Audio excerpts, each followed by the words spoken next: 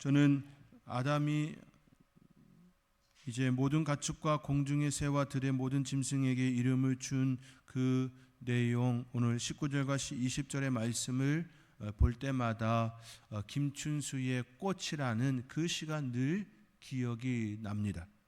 김춘수의 꽃, 내가 그의 이름을 불러주기 전에는 그는 다만 하나의 몸짓에 지나지 않았다. 내가 그의 이름을 불러주었을 때 그는 나에게로 와서 꽃이 되었다. 내가 그의 이름을 불러준 것처럼 나의 이 빛깔과 향기에 알맞은 누가 나의 이름을 불러다오. 그에게로 가서 나도 그의 꽃이 되고 싶다. 우리들은 모두 무엇이 되고 싶다. 너는 나에게, 나는 너에게 잊혀지지 않는 하나의 눈짓이 되고 싶다. 김춘수 시인의 이 꽃은 너무나도 아름답다. 저는 이 시를 볼 때마다 참 아름답다라는 생각을 더합니다. 아름답다고 말하는 이유는 공감이 100% 그 이상이기 때문입니다. 저는 오늘 본문을 19절 20절을 볼 때마다 김춘수의 이 꽃이 정말 생각나고 또 그 시가 정말 아름답다 고백이 절로 되어지는 이유는 내가 그의 이름을 불러주기 전에는 그는 다만 하나의 몸짓에 지나지 않았다. 내가 그의 이름을 불러주었을 때 그는 나에게로 와서 꽃이 되었다라고 하는 것처럼 진정한 관계가 형성되어졌음에 대한 모습이지요. 아담의 각 생물을 부르는 것이 곧 그 이름이 되었더라라고 하는 것처럼 이와 같은 원리가 그 안에 담겨져 있습니다. 아담이 부르기 전에도 그 각 생물들은 고유의 존재, 그 존재를 가지고 있었습니다. 그러나 그들은 있으나 없는 존재인 것이지요. 관계가 없기 때문입니다. 관계가 없는 모든 것들은 그렇죠. 있으나 없는 것과 같습니다. 여러분들은 어떠신가요? 먼 나라에 그 나라들이 있지요. 그 200개가 넘는 그 나라들 이름들이 많이 있잖아요. 그 이름들이 있지만 그 이름과 그 나라들과 여러분이 상관하지 않는 그 나라들 얼마나 많습니까?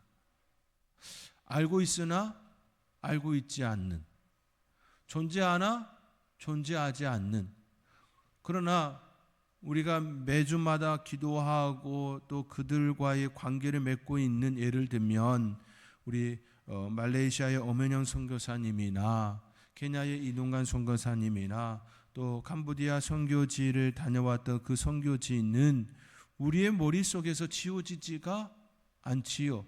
관계를 맺고 있습니다. 그곳에 다녀왔던 다녀오지 않았던 그곳에 대한 마음이 우리 안에 형성되어 있습니다.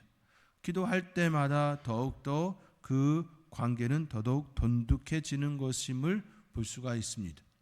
이처럼 관계하지 않으면, 부르지 않으면 있으나 없는 존재와 같습니다. 그런 모습을 가지고 있지요. 아담이 그들의 이름을 불러주기 전에 그들은 분명히 고유의 특성을 가진 존재였습니다. 그러나 그들은 있으나 없는 존재와 같고 관계가 형성되지 않았기 때문에 그들은 있으나 없는 존재와 같은 모습이었습니다. 관계가 형성되지 않는 존재는 있으나 없는 존재입니다. 저는 이 모습이 이 땅에 사는 사람들 가운데서도 여전히 나타난다고 봅니다. 하나님 편에서 있으나 없는 존재들이 되어지면 아니 되겠지요. 그러나 우리는 하나님의 이름을 부르고 하나님께서 우리의 이름을 불러주시니 관계가 형성되어졌고 우리는 있는 존재이고 있는 존재로서 살아가고 있습니다. 이것이 그리스도인들이 받은 축복입니다. 가장 큰 축복이 무엇이냐라고 할 때에 하나님과 관계를 맺고 살아가고 있는 그 모습이다, 이렇게 말할 수 있습니다. 우리가 오전 예배에 또 구하라 찾으라 문을 두드리라, 이 말씀 역시 관계 있지 않습니까? 강도가 예수님께 이야기할 수 있었던 이유도 그분이 나의 하나님이시라는 것을 그의 마음속에 들어왔고 하나님이시를 고백되어지기에 기억하소서. 그가 하나님이 아니었다면 자기와 똑같은 그런 인간이라는 존재로 인식되었다면 과연 그에게 기억해달라라고 하는 말을 할 필요가 있었겠냐라는 것이지요. 결코 없을 겁니다.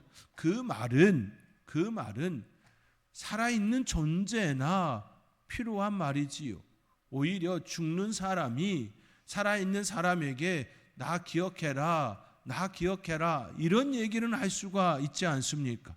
그런데 같은 죽음의 선상에 있는 그가 나를 기억하소서라고 이야기하는 그 고백은 우리 하나님은 살아있는 존재, 예수님은 살아있는 존재로서 그 살아있는 존재가 나를 기억해달라고 하는 그런 고백 아닙니까? 진정한 관계에 대한 내용이지요. 그 관계가 되어졌기에 응답이 일어났고 그 안에 역사함이 있었습니다. 마찬가지입니다. 하나님과 우리 사이의 관계가 형성되지 않으면 아무런 있으나 없는 존재가 얼마나 슬픈 존재입니까? 투명 인간 취급받는 거지요. 그러한 존재가 아니라 우리는 항상 하나님께서 우리의 이름을 부르시고 우리의 존재를 인식하시고 늘 그 관계 속에서 더 살아가자라고 말씀하여 주시니 얼마나 큰 축복입니까? 2025년도도 그 은혜 가운데 살아가는 저와 여러분의 아름다운 삶의 여정이 되어지기를 주님의 이름으로 축원드립니다.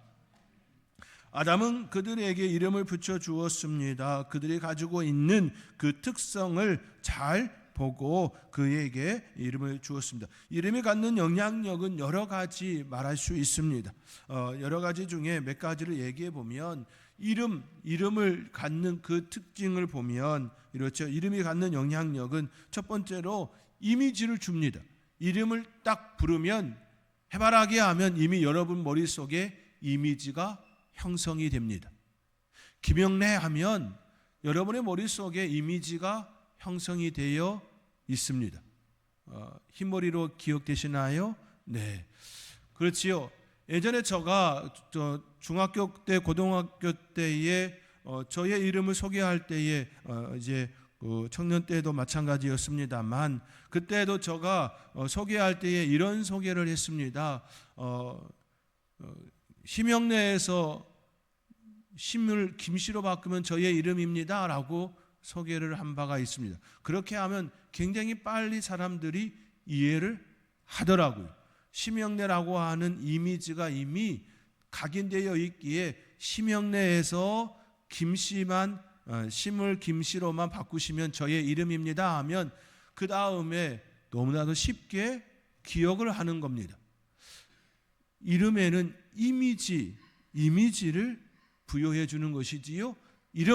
그 이름을 부르면 이미 그 존재에 대한 이미지가 형성이 되어져서 우리에게 다가오는 것이지요.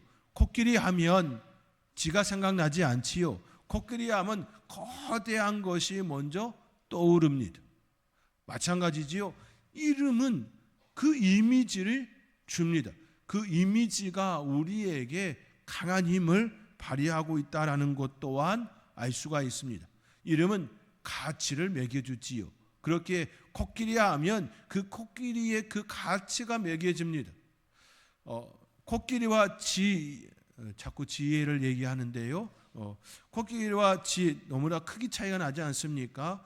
그 가치가 그 이름 속에 이미 담겨져 있습니다. 지하면 어떤 가치가 매겨지나요? 남의 것을 훔쳐먹는 그런 존재로서의 가치가 매겨져 있지 않습니까? 남의 곡간에 들어가서 그 곡식을 자기 것인 양 먹는 그 지 말입니다. 참 호의호식 잘하고 사는 존재 아닙니까? 코끼리요. 그렇지요. 그 이름에는 가치가 매겨져 있습니다. 여러분은 그리스도인입니다.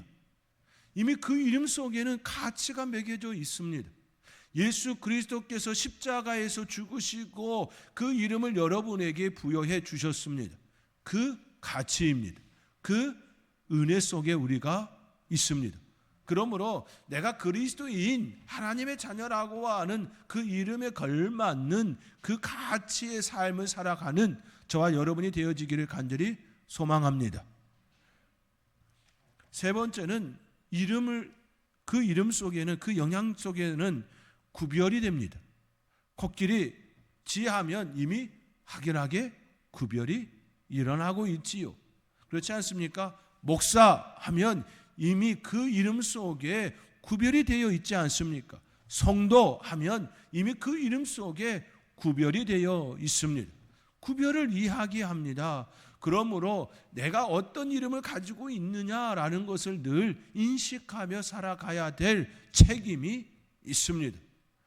김영래라고 하는 그 이름 속에 가지는 그 구별을 저는 가지고 책임지고 살아야 될 의미가 있지요. 가치가 있습니다. 또 능력이 부여가 됩니다. 그 이름 속에는 자연스럽게 능력이 나타나게 되어 있습니다. 저와 여러분의 삶의 자리에 하나님께서 여러분의 이름에 그 은혜를 더하여 주셔서 그 능력대로 살아내는 아름다운 삶이 되어지기를 주님의 이름으로 축원드립니다. 아담은 그들과 이처럼 관계를 형성하였습니다.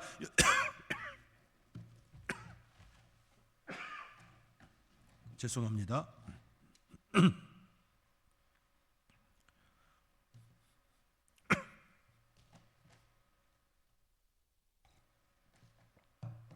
여기서 우리가 중요하게 생각해야 할 점은 하나님께서 아담에게 각 생물을 다스릴 권능을 주셨다라는 사실입니다.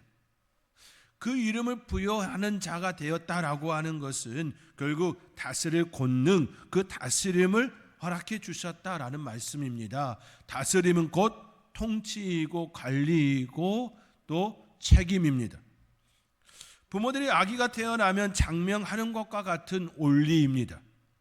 그들의 책임자로, 그들의 관리자로, 그들의 보호자로, 그들과 함께하는 자로 세우셨음을 의미합니다.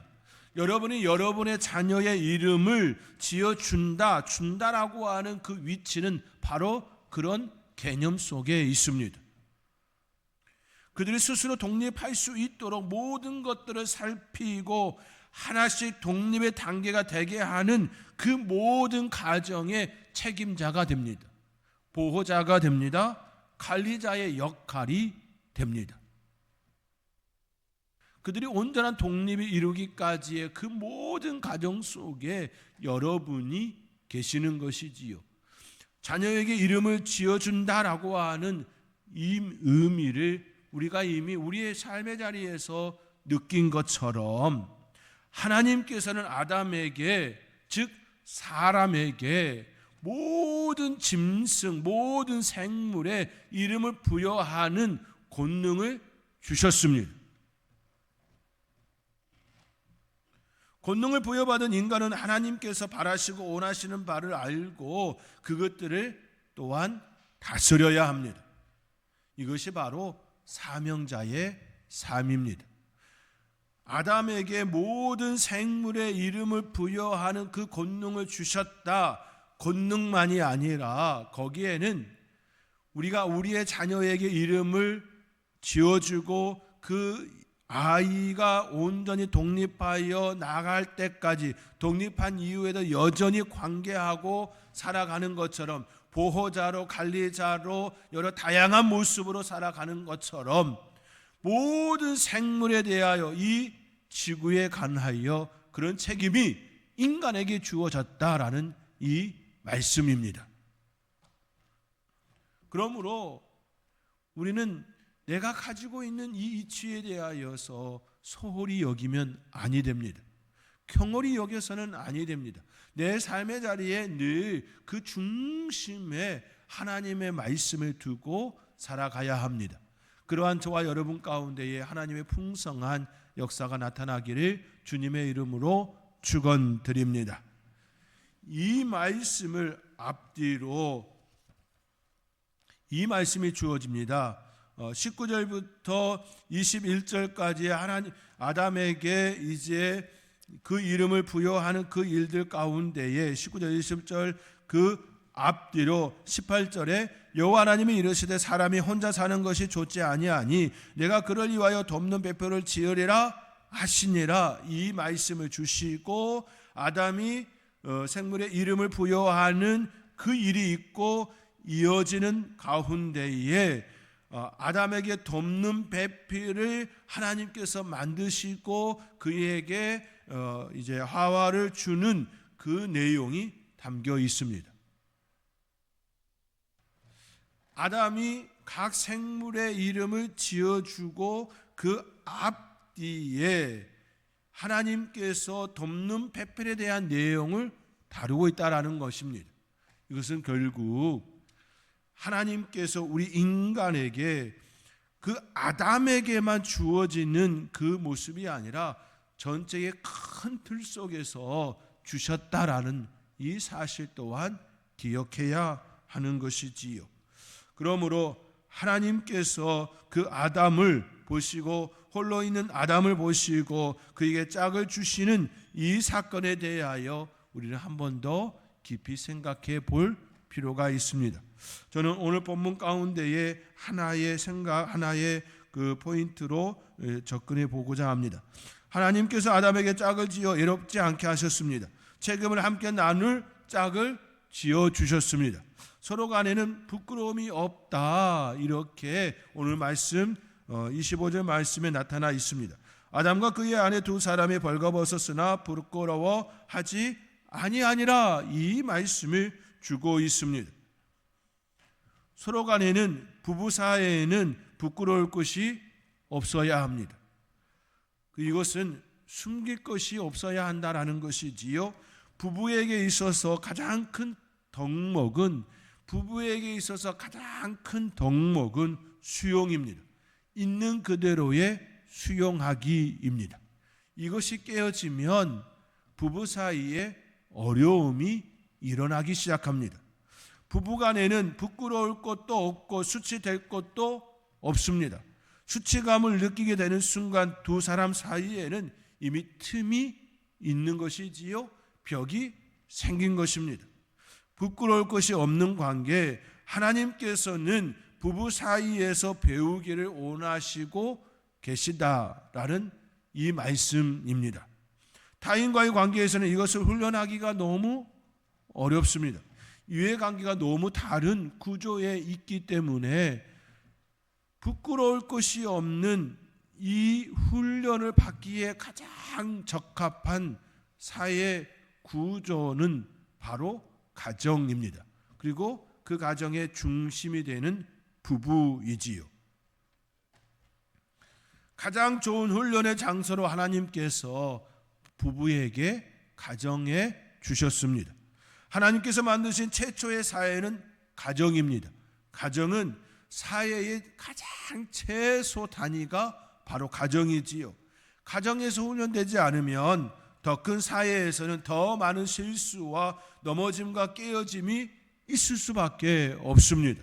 그러므로 가정에서부터 훈련이 되어야 합니다. 가정에서 가장 중심이 되어지는 그 삶의 자리 훈련이 되어야 한다라는 말씀입니다. 우리는 관계 속에서 살아갑니다. 아름다운 관계, 좋은 관계, 하나님의 은혜를 담고 나누는 관계, 이 모든 것들의 시작점이 어디로부터 나와야 하냐라고 할 때에 결국 가정이라는 이 사실을 기억하시면서 부끄러울 것이 없는 수용하고 또 수용하는 그 아름다운 모습이 부부 사이에 나타나고 그 은혜 속에 살아가는 저와 여러분의 아름다운 삶이 되어줄 수 있기를 주님의 이름으로 축원드립니다. 그러할 때에 부부 사이에 그 부끄러움이 없는 그 관계의 중심이 잘 세워지면 다음 단계가 되어지는 것이 부모와 자녀 사이에 형성이 되어집니다. 부부 사이에 그 중심이 되어지면 자연스럽게 자녀들은 부모의 그 삶을 배우고 습득이 일어납니다. 무엇을 열심히 이것은 이렇고 저것은 저렇고 말로서 가르쳐 준다고 해서 세워지는 것이 아니라 부부 사이에 이루어지는 그 모습을 보면서 자녀들은 자연스럽게 몸으로 훈련되어지고 습득이 됩니다. 그러므로 우리 하나님께서 오늘 본문의 말씀과 같이 아담과 그의 아내 두 사람이 벌거벗었으나 부끄러워하지 아니하리라는 이 말씀을 잘 기억하면서 있는 그대로 수용하는, 상대방 있는 그대로를 받아들이고 또 그 안에서 참다운 교제를 이룰 수 있는 그 삶이 되어야 하는 것을 깨달으면서 그 삶을 살아가는 저와 여러분이 되어질 수 있기를 주님의 이름으로 축원드립니다.